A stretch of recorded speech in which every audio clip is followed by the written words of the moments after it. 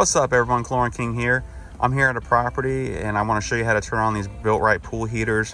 One of my techs had an issue turning it on in the past, so I figured if he did, you guys may have some issues with it as well. It's not too difficult, but there's a special sequence. So when you arrive to it, you'll see off, no LEDs lit at all. So all you do is you hit select until you get to off, and then you hit down. You see on. Now you see that it's lit here. And then all you do, that's the water temperature currently, and then you just basically adjust it to whatever you want. And that's how you turn on. You can select between pool and spa. And adjust the temperature there as well. And then once it's on like it is now, it'll give a 5-minute countdown, and it will fire on up and get to work. And so I'll show you it with it turned on here in a second.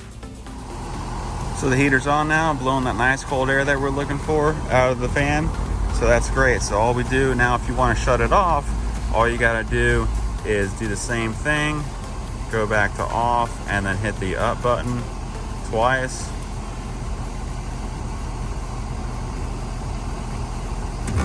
Let it click to off, and there you go. So that is how you turn on and off the built right heater.